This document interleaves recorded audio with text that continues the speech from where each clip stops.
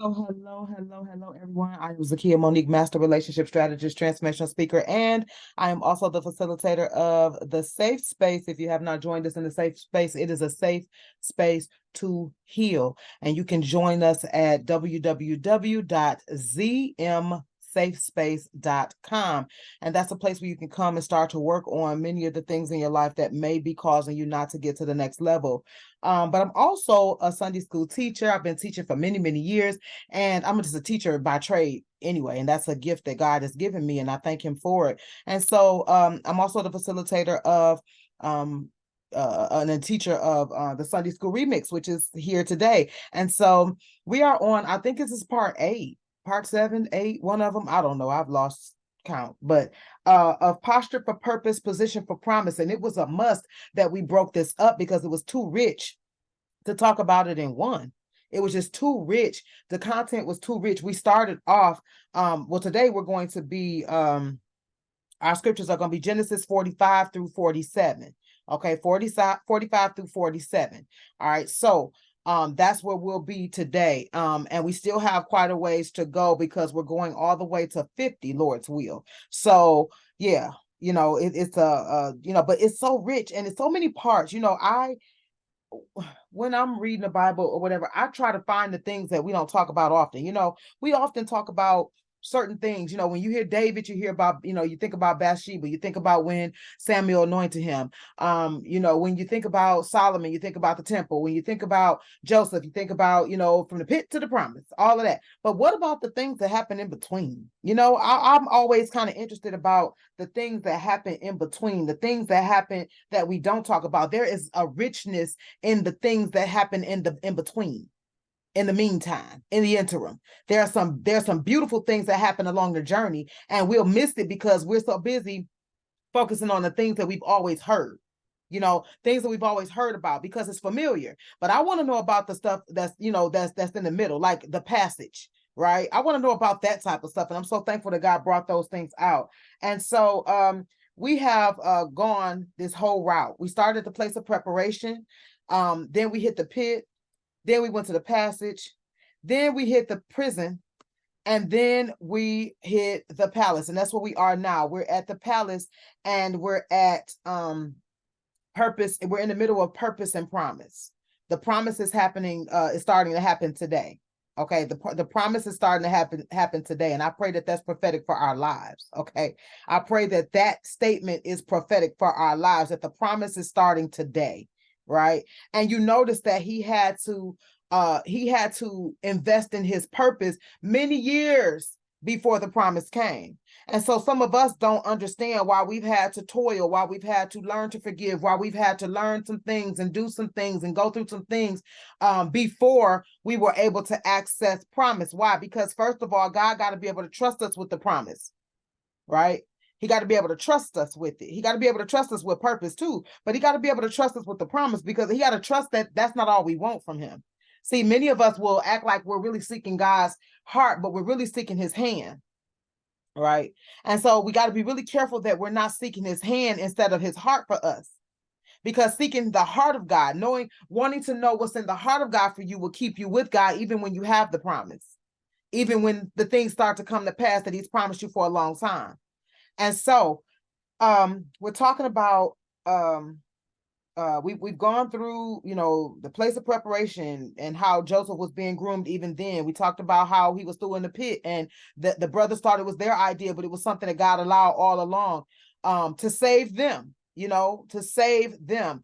The passage and how Joseph became enslaved, the prison, and how he was even in charge in the midst of being enslaved. Like he was in charge everywhere he was, right? Because that leadership was in him and on him. That was part of God's purpose for him.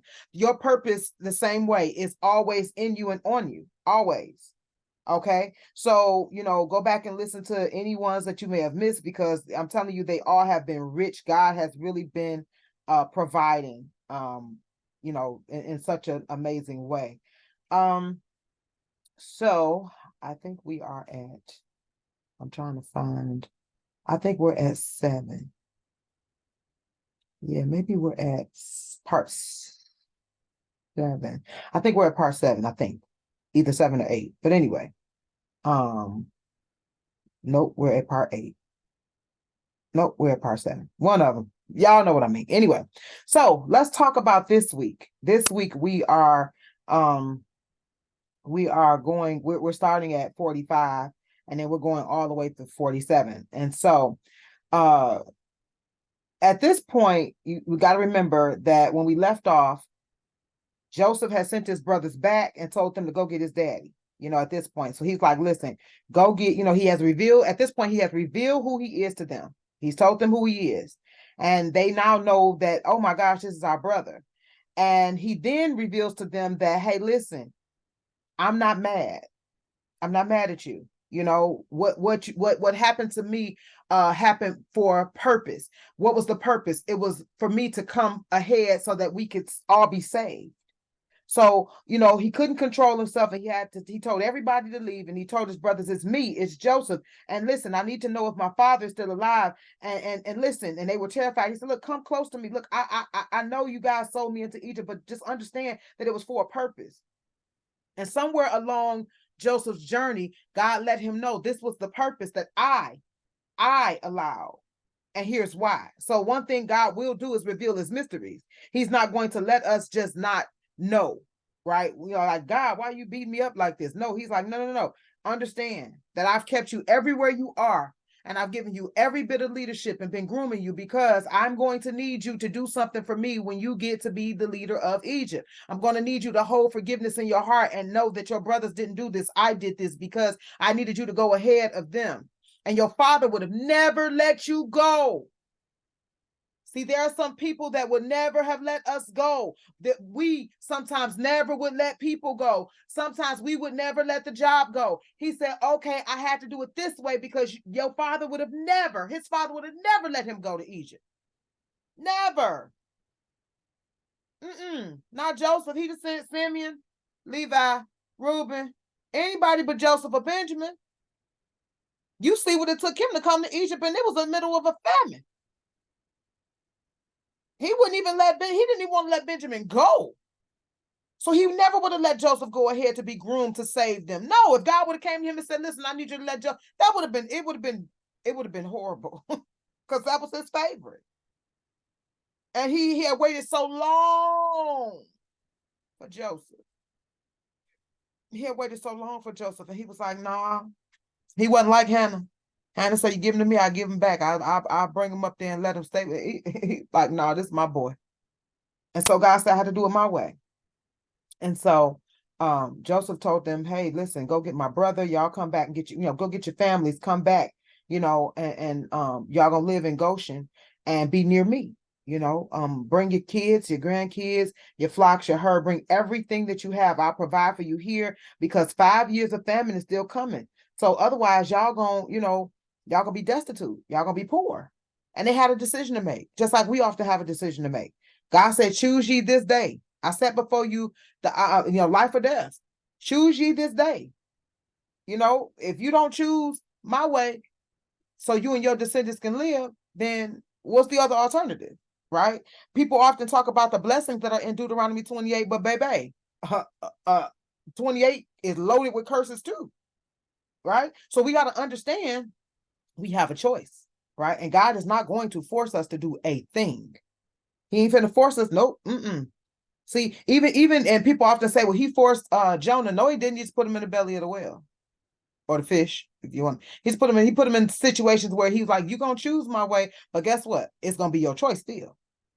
It's still gonna be your choice, and I'll put you in some unpleasant situations until you choose my way. But I'm not gonna force you. I'm not going to say you got to choose this. No, I'm just gonna make you choose my way. But it's still gonna be your choice, right? It's still gonna be your choice. I'll just take my hands off some stuff. Okay, so he threw his hand around Benjamin. He wept, and he gave Benjamin more. And we talked about how these things continue. But he told him, hey, listen, take some carts. Get your kids, get your wives, bring your stuff. Just come on. And all of the best of Egypt will be yours. Okay. So we get to Genesis 45, I think it's 16. And so it says, when the news reached Pharaoh's palace that, Joseph's brothers had come, Pharaoh and all of his officials were pleased. Pharaoh said to Joseph, tell your brothers, do this, load your animals and return to the land of Canaan and bring your father and your families, back to me. And listen, I'll give you the best of the land of Egypt and you'll enjoy the fat of the land. So just understand that because of the way that, God had made before them, in the middle of the famine, God was promising them the fat of the land. In the middle of the famine, not even the middle, because they were only 2 years in. The middle of the famine was 3.5 years. So they weren't even in the middle of the famine at the time. They were still in the beginning part of the famine. And God is saying to them, through Pharaoh, I'll give you the fat of the land. That's how God can do us. That's how God will do us. Because we're, this country is spiraling out of control.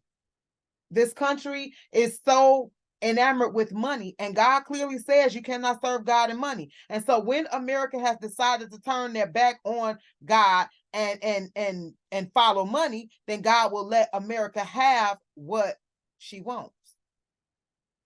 However, there are some of us that will continue to be fruitful and enjoy the fat of the land, even as others around us are destitute, simply because we've made our calling and election sure. We've made our choice sure. We've made our, we've decided that it was the Lord that we were going to follow. We were not going to follow money. We were not going to follow man, but we were going to follow God. And that comes with consequences, just like, good or bad. And so he told them, he said, you are directed to tell them, do this, take some carts. He told them basically the same thing that Joseph said. And so then he says, so the sons of Israel did this. The sons of Israel did this. They went, they got all of their family. You know what I'm saying? It says, Joseph gave them carts, like Pharaoh said, and to each of them he gave them new clothes. But to Benjamin he gave him 300 shekels of silver and 5 sets of clothes. Do you see how the generational thing is continuing, where he favors Benjamin just like his father favored him, right? And this is what, he sent to his father. He sent 10 donkeys loaded with the best of things of Egypt, and 10 female donkeys loaded with grain and bread and other provisions for his journey. Then he sent his brothers away, and as they were leaving him, he said, don't quarrel on the way. Don't start to fighting and arguing. So they went up out of Egypt and came to their father Jacob in the land of Canaan. They told him, Joseph is still alive. He is a ruler in Egypt. Jacob was stunned. He didn't believe him. He didn't believe him. But when they told him everything that Joseph had said to them, and when he saw the cart, see, this is why it's important for us to follow directions to a T. Excuse me, it's important for us to follow directions to a T, because what if they had not taken the things that Joseph told them to take? Or what if they had sold some stuff along the way? Or what if they had done something along the way and he would not have saw those carts? See, because, when they told him what Joseph had said, he was like, oh, okay. But when he saw the carts Joseph had sent to carry him back, the spirit, the Bible said, the spirit of their father Joseph was revived. And Israel said, I'm convinced my son Joseph is still alive. I will go and see him. He said he was going to go see him before he died. So it is imperative that we do what God instructs us to do, the way that God instructs us to do it. God gave specific instructions through Pharaoh, but when God gives us specific details, it's for a reason, especially when it involves others, because he knows the hearts of those people. He knows what it will take to convince them. He knows sometimes it can be a matter of words, and it's something that you said, and they're like, oh my gosh, somebody else said this over here. We never know when we're an answer to a prayer, or when we're a part of a prophecy, or when we're part of some instructions. We don't know. That's why it's important for us to adhere to what God is telling us, even when we don't understand. Because if they wouldn't have taken the cards, then Joseph wouldn't have believed them. Okay? But Jacob wouldn't have believed them. But listen, Jacob went to Beersheba to offer sacrifice. So even though he was convinced, pay attention to what he did. It said Jacob went to Beersheba to offer sacrifice. He went to worship. He went to worship God because he was still unsettled. He was still unsettled. So even though they had presented to him what Joseph said, even though they had presented the carts, we got all this stuff, even though he was convinced, he still was unsettled. And he went into worship. My question to you, my question to me is, when we're unsettled, do we go into worship or do we go get the phone? Do we go into worship or do we call our homie? Do we go into worship or do we start to complain? Do we go into worship or do we make a abrupt decision? He was still a bit unsettled about getting up, leaving Canaan. Because though my son is alive, wait, y'all saying take all the stuff we have and leave the place we've been? Hold up. He was still unsettled. And Beersheba was a place where several people had come to contact with God. See, I don't know about you, but if they tell me God hang around this place, I want to hang around there. I don't understand how we keep going to a place where God ain't, unless he sends you there to be the reflection of him. But if not, why do we keep hanging around places where God ain't, where we know he ain't there, and he ain't gave us instructions to go to be the reflection of him? Right? Beersheba was a place where several people had come and made contact with God. Isaac in Genesis 26 and 24. Jacob, as we finna see in a few minutes, both heard from God in dreams they had at Beersheba. Hagar, Genesis 21 and 17. And Elijah, 1 Kings 19 and 5, were in the wilderness of Beersheba when God spoke to them. Beersheba can be seen as symbolizing those events in our lives that cause us to call upon the name of God when tragedy strikes or heartache happens or whatever. And the Lord shows himself strong on our behalf. That's 2 Chronicles 16 and 9. God instructed Jacob when he went into worship and Beersheba. He went to the place where it had worked for other people. He went to the place where he knew God was going to be there. He went to the place where his forefathers had worshiped the Lord. He went to the place where he knew he could get his worship through. He went to the place that was already cultivated for worship. And God instructed Jacob what? Because God showed up as he had done for others. He showed up in Beersheba and told Jacob not to be afraid, to go to Egypt. See, that's how I knew that Jacob was unsettled still, because of what God said to him. God don't tell you not to be afraid if he know that either it's a reason, not, that you would be afraid, or he knew it's some fear in your heart. God instructed Jacob not to be afraid, to go to Egypt, for he would make him a great nation there. He would go with him and bring him back again. He said that Joseph's very hands would shut his eyes. God told him, don't be scared to go. I'm going to make you a great nation in Egypt. I'm going to go with you. I'm going to bring you back. And your son, the one you thought was gone, will be the very one that will close your eyes. God confirms in a way that we can understand. He came to Jacob in a vision at night after he had sacrificed in worship. See, here's what we don't understand. Praise has but one prerequisite. This is why everybody does it.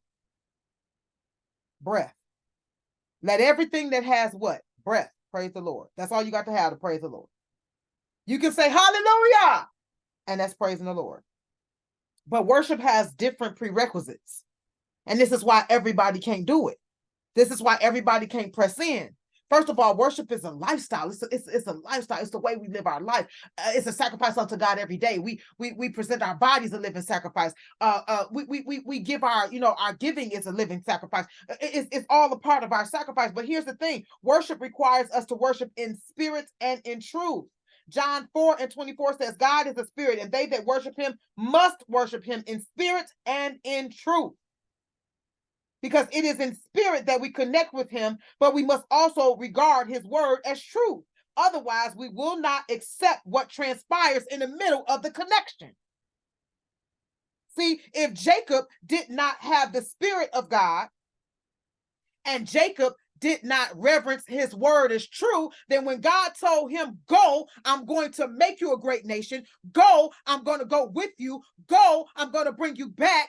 Go, and the very son that you thought was dead is the one that will close your eyes. If he did not adhere to God's word as true, if he did not have the Spirit of God, he still would have been unsettled. He still would have been afraid, and maybe, just maybe, he wouldn't have gone.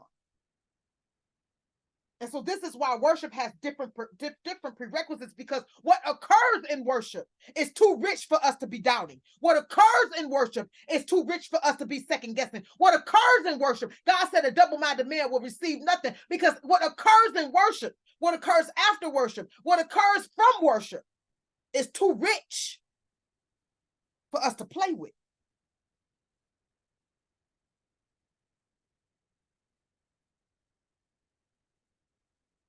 Worship brings connection via spirit. Worship brings calm or peace via spirit. Worship brings clarity via spirit. Worship brings repentance via spirit. Worship brings restoration or healing via spirit. Worship brings renewal and revival and strength. Hebrews 11:6 says, we must come to him believing that he is, and he is a rewarder of them that diligently seek him. How do we diligently seek him? Do we praise? Do we worship? Do we fast? Do we pray? These things should be a part of our regular livelihood, our regular life, our regular sacrifice, our reasonable service. And so Jacob went to Egypt with 70 descendants, not counting the sons' wives. 70 descendants, not counting the sons' wives. And Joseph met his father in Goshen and wrapped his arms around him and wept for a long time. And after that, Jacob said he was ready to die because he had seen for himself that Joseph was alive. He was good. He was like, he good. It is well. It was well with his soul after he saw that that Joseph was alive. He was like, I'm good. But he still lived another 17 years. 17 years, I believe it was, or more. Okay. So Joseph told his brothers, now listen, now y'all, now again, here's instruction. I think the name of today is instructions. Following God's instructions the way he said to do them. Following God's instructions, like today, his provision. God wants to release, I feel this, y'all. God wants to release specific directions to us according to some of the prayers that we've been praying. But he needs us to follow them the way that he said follow them. He needs us to do what he said do. Okay. Joseph told his brothers that he was going to go speak to Pharaoh and let him know that, they were there. Now, Pharaoh knew that he was going to get them, but he wanted to let them know now, okay, they're here, and, here's what's what, right? And he let them know, listen, I'm going to tell him that y'all are shepherds, and y'all tend to livestock, and y'all brought all y'all flock and herds and everything that y'all own. When Pharaoh called y'all in here, tell him the same thing, okay? Now, what if they would have been like, man, I ain't about to say, man, whatever, man, what? Not understanding why he told them that. See, here's the thing. I don't care how powerful we are wherever we've come from, right? In our homes, we may be the head of our house. In our jobs, we may be the head of our departments or whatever. But when you go into a foreign land or when you go into a foreign place, I have to be humble enough for us to understand that we don't know that land. Okay. I like to think I'm a resourceful person. People say I'm intelligent. I call it resourceful and well-rounded, because the truth of the matter is, if you put me under the hood of a car, girl is kindergarten level. Okay. Girl is kindergarten level. I'm like one level above what is 710, and that is clearly not 710. It is oil. Okay. So I am not, but so we all have our places where we flourish, and some of us may have more than others. Okay. But we have to understand that when we are not in the territory where we are powerful, we need to be humble enough to acquiesce to the person that knows, right? This morning, for as smart as I can be, this morning I reached out to a colleague to ask him about an area that I'm not knowledgeable in, and said, hey, can you teach me or lead me in the area where I should go with this? Because sometimes I remember Michael Jordan, somebody asked Michael Jordan something about business. And he said, okay, let's set up a meeting.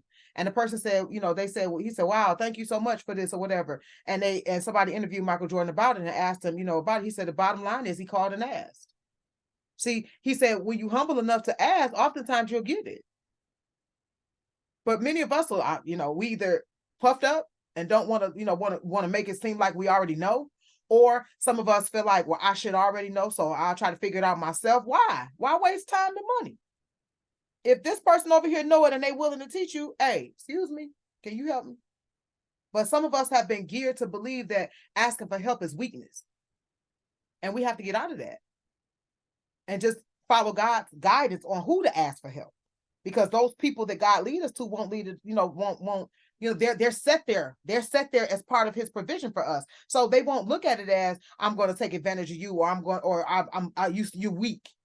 You know what I'm saying? No, they won't. They'll be, and like I said, he responded in minutes and was like, yeah, I'll help you. And here's something I'm attending. And if you're not able to go, I got some notes. I'll give you my notes. And you know what I'm saying? Why? Because we have to follow God. God can give us provision through people. God can give us provision however he wants, through his word, however. But we have to be humble enough to say, you know what? I don't understand, or I don't know. But we want to act like we already know. I already know. Okay, well, fine. And that's all you're going to end up with is what you already know. So we have to be careful with that. So there was a reason that Joseph had told his brothers, to tell him that they tend to livestock and brought their flocks and all of that type of stuff. And so, what he did was they were allowed to settle in Goshen. Goshen was a pastoral region. And this is why they wanted to be in Goshen, because it was a place where all of their livestock could graze, right? So that was why it was imperative for them to be there. But they went into, Pharaoh, and he presented 5 of the brothers. So that's what happened. I don't want to skip this part. He went into Pharaoh. After he talked to Pharaoh, he brought his brothers in. He brought 5 of the brothers in, and they did just as what Joseph had told them to do. And he told them, I'm gonna give you the best part of Goshen, the best part. But then check this out. But then Pharaoh said, and I want y'all to take care of my livestock too. Okay. Because I know y'all know what y'all doing. See, here's the thing: the best leaders are not the ones that act like they know it all. They're the best ones. The best leaders are those that will go and get somebody who they know knows, right, and who will learn from them, or who will entrust in them, their part or their portion, right. But of course, you got to be led by God, because some folks will take that and run with it. But Pharaoh was smart enough to know, oh, well, can y'all take care of my livestock too? Right. And so he gave them the best, and they settled in Goshen. But why? What was the problem? Well, Goshen, of course, was the place you want to be if you got, if you were a shepherd. That was the place you wanted to be. But what was the problem? Well, the reason why he told them to go in and do things a specific way is because shepherds were detestable to Egyptians. Didn't you notice in one of the previous lessons I said that the Egyptians didn't eat with the Hebrews? They didn't eat with them. They eat with them. And the reason why is because it was an ongoing fight between carnivores and vegetarians. See, Egyptians raised cattle for milk and wool. Egyptians raised cattle for milk and wool, and but the shepherds raised cattle for meat. And so you also got to remember, shepherds were considered dirty because of the type of work that they did. Remember when they described David and how David looked when he was in the back tending to the animals? He was dirty, he was filthy, right? Everybody else was in the house, clean and what have you, but David was dirty and filthy. So on top of the fact that they were dirty and filthy because of the type of work that they did, stinking, or whatever, they also ate meat. And the Egyptians were like, ew, y'all nasty. Y'all nasty. But let this be a lesson to us not to frown on those who do detestable work, or who don't do the things that we feel are right, or we feel we have mastered. Because see, many of us get delivered from some things, some strongholds, or we change some things, and immediately we start downgrading other folks or start nagging them. You ain't got to do all that. If it was the right change for you, if it was the best thing for you, And when you start glowing and when they'll ask you, what did you do? They'll ask you, they'll come to you. But I remember back in 2003, 20 years ago, I had given up I had given up all meat. I wasn't even eating salmon. I wasn't eating shrimp. I gave up all meat. And every time I saw somebody eat meat, I had to say something. I had to say something all the time about meat. I had to say something, y'all eating that. And I had to tell them what all was happening and all of that. And here's the thing. Because I was that way, I really believe this. I fell off and started back eating meat. It wasn't a sustainable change because it wasn't a change that was in my heart per se. It was a change that I was doing at the time. I saw some results and it was kind of like, oh, okay, I'm going to do this. And I started off because I was dating somebody who didn't eat meat. So I was like, oh, I'm going to try it too. So when we do certain things like that and it's not embedded in our heart, it's not a change for good sometimes. That's not to say that people can't inspire us, but it has to be a change in your heart, because surely as you make that change, the enemy is going to come and see if you really mean it, right? And so, but for 6 months, I was good for 6 months. And I promise you, every time I saw somebody eat meat, I was on their head, or I had to always mention it. And the truth of the matter is that does not help bring people to your cause. That actually drives them further away. So if they were interested, they don't want you to tell them, because you beat down what they're doing and you make them feel so bad, like they're filthy. And that's what happens in the church. That's what happens. So that's why a lot of the young people don't want to go to church, because you make them feel so filthy. You see what I'm saying? So a person who didn't eat meat, I made them feel so filthy, whatever, that if they did want to change, they didn't want to come to me because of how I was carrying it. We have to be mindful of how we carry the changes that God put in us. We're responsible for that too. Everything that you ain't got to broadcast it. It'll show. As you start looking younger and aging backwards, they're like, what is going on with you? You don't have to tell everybody. You don't have to beat them over the head with it. Just do what works for you. And there's a great freedom in letting people do what works for them until it don't work no more. And then encouraging them to do something else. But everybody that's assigned to you, that's supposed to benefit and be inspired by your change, they'll get to you. You do not have to go tell everybody, I don't do this. I don't go to the bar no more. I don't do this. I don't do that. I don't eat meat. I don't eat this. I don't eat that. Because let me tell you something. I'll talk about me. Currently, I don't eat some meats. But if you talk to a vegetarian and you explain my diet, I do eat meat, because a vegetarian will tell you that salmon and fish, eggs, all of that's a part of, you eat animal products. So you eat meat. That in they category, you know what I'm saying? So it's always somebody that could frown on you too. A vegan, somebody might look at the vegan and say, well, you wear leather pants. You know what I'm saying? It just go deeper and deeper. This is why we just give people the freedom. It is so freeing to just let people do what works for them. My diet don't have a label. It's called Do What's Best for Zakiya's Body. Okay? So don't come talking to me about this or that. I'm doing what's best for Zakiya's body according to what God is leading her to do. That's what my diet called. You see what I'm saying?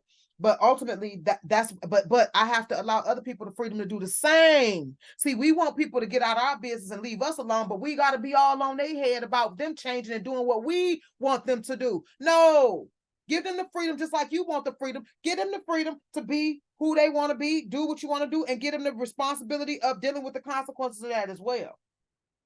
And so this was an ongoing fight. Egyptians like ill to the shepherds. We don't like y'all. You're dirty and you eat meat.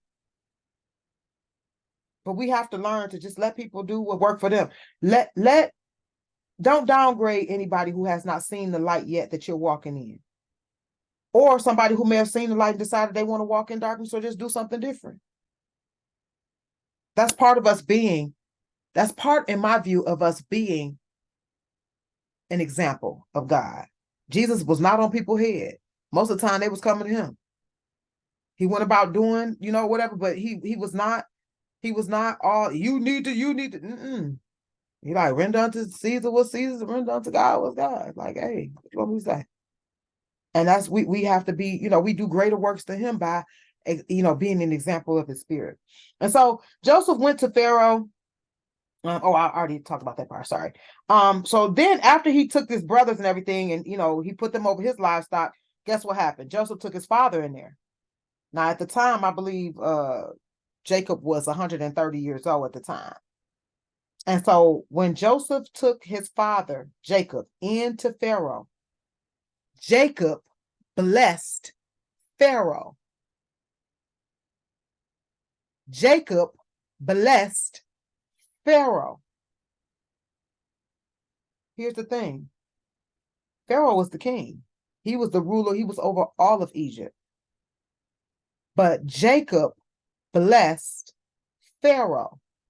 See, in leadership, we can't be so high and mighty that we forsake wisdom just because we are in charge.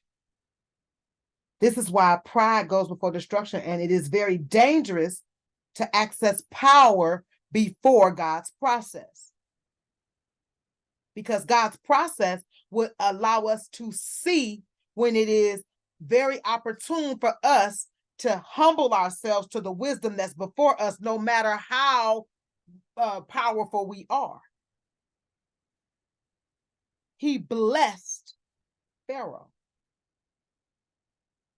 And Pharaoh asked him, "How old are you?" And he said, 130.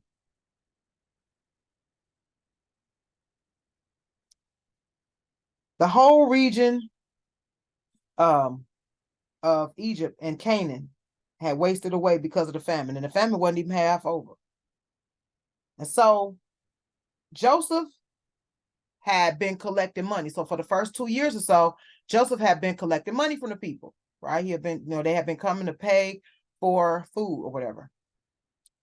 And all of a sudden, the people came to him and said, "We don't have no more money." And Joseph was like, "But you got that cattle over there. So let me get that cattle. Let me get your livestock."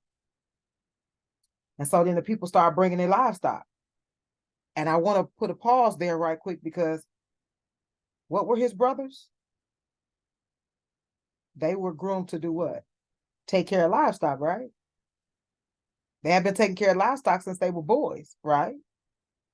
And so who do you think helped them take care of that livestock? Because remember, they came into Pharaoh. They told Pharaoh, "We take care of livestock. That's what we've been doing since we were kids." "Oh, okay." He said, "Take care of mine." Well, when Joseph told those people to bring the livestock automatically became Pharaoh's. So who was taking care of the livestock? See how all this go together? When them 10 brothers, was 11 brothers came, them 11 brothers knew how to take care of livestock. So now he got people to take care of this livestock that the folks gonna need to bring to eat. It all was a part of purpose.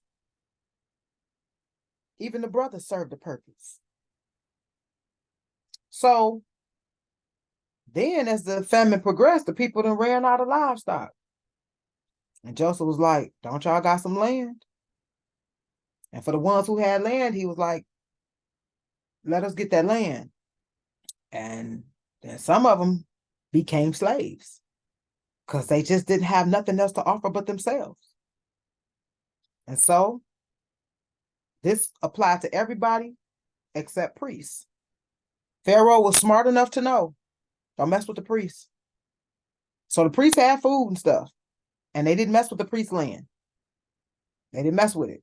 But everybody other than priests, pretty much, it had wasted away. And see, this is what happens when we don't heed to the warnings of God and store up when God says store up. Recently, God said, "Stop buying frivolous stuff." And I was like, okay, I'm going to stop. Because it's a time in which he's going to want you to use that money for something else. And then if you haven't listened to what God said, then when that time comes, you become a slave instead of the slave owner. You become the borrower instead of the lender. And I don't care how much you quote the word ain't going to go above what he told you to do. When you were disobedient, you can quote the word all day, but you are in disobedience. He said, "If you love me, you'll keep my commandments." But you can, I'm a lender, not a borrower. You know how many people say that all the time and they still borrow? Why? Because you are not in accordance with the word. You can't quote the word that you won't adhere to. I'm a lender and not the borrower. You a borrower because you haven't given the who God told you to give. You a borrower because you haven't stored up and saved like he told you to save. You're going to be a borrower because if he tell you to store up food, if he tell you to store up, you don't do it. Oh, okay, well then now you're going to be a part of the have-nots. And many of us will complain about it and complain about, this culture help each other and all of that. But at the end of the day, it don't matter the culture, the race, the color, or whatever. If we adhere to what God says to do, then we'll have the provision that he says we're going to have. But if we don't listen, the opportunity that I sought out today is going to require money. So if I keep going to buy bags and shoes and perfumes and all of that, then guess what? When that opportunity comes, am I going to be able to invest?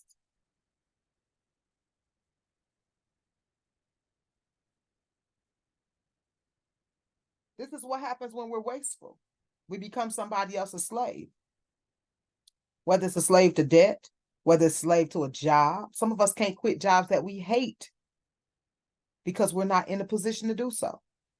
Every day that I go to my job, I'm thankful for the resource, but it is not an effective use of my skills and abilities. And I fault myself for not doing and overriding feelings of insecurity sometimes when I first started out, or whatever it was that I allowed to stop me.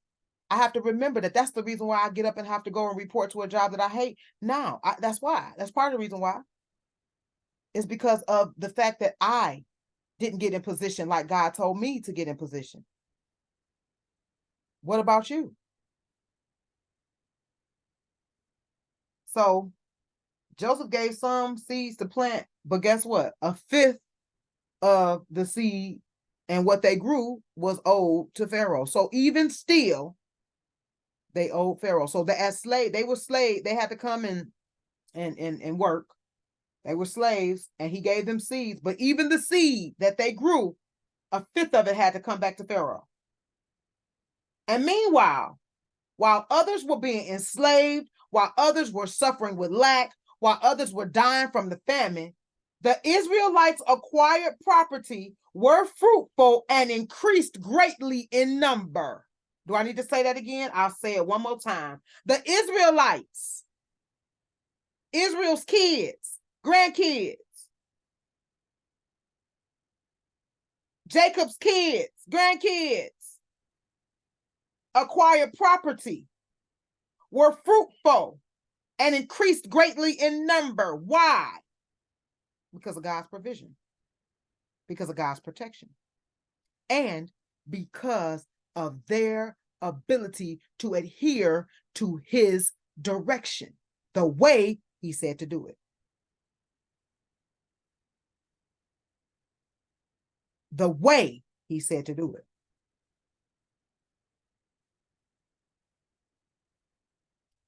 Jacob was 147 and he was nearing the time to die. And he called for Joseph. Who did he call for? Joseph. And said, if I have found favor in your eyes, put your hand under my thigh and promise that you will show me kindness and faithfulness. Do not bury me in Egypt, is what he said. But he told him, he said, when he rests with his father, he wanted to rest with his fathers. He said, but when he rests with his fathers, carry him out of Egypt and bury him where his fathers are buried. And Joseph did what he told him to do, put his hand under his thigh, and he said, I will do as you say. Jacob said, swear to me. Joseph swore to him. And what did Jacob do? Worshipped as he leaned on the top of his staff. For as crooked as Jacob could be sometimes, the thing that made him blessed and in a position to bless others was his ability to go into that place, to go into that secret place. Jacob went into that secret place in a minute. When something perplexed him, when he was unsettled, when he wasn't sure, when he was, confused, when he was vexed, he was the one that wrestled with the angel. You gonna bless me? He didn't have a problem going into that secret place. So that tells us we don't have to be perfect. We don't have to be perfect. Perfect has two definitions. It's without mistake, and the second one is complete. We don't have the ability to be either one of those without God. We can't be complete without God. But at the end of the day, Jacob had no problem with putting it all down, saying, God, I need you. God, I don't understand. God, help me. And going into a place of worship. And he was smart enough, led by the Spirit, whatever you want to call it, to go to a place where he knew God was. We got to start going to a place where we know God is, so that we are then able to show up in a place where God needs to be on his behalf. All right, so that's this week's lesson. I pray it brought some solace to you. And I'm going to stop the recording for us to pray. Lord's will, we will continue this story. We're going, Lord's will, through Genesis 50. So, stick with us. This is, I'm telling you, it's rich and it's going to be amazing. So I'm going to go ahead and stop the recording so that we can pray.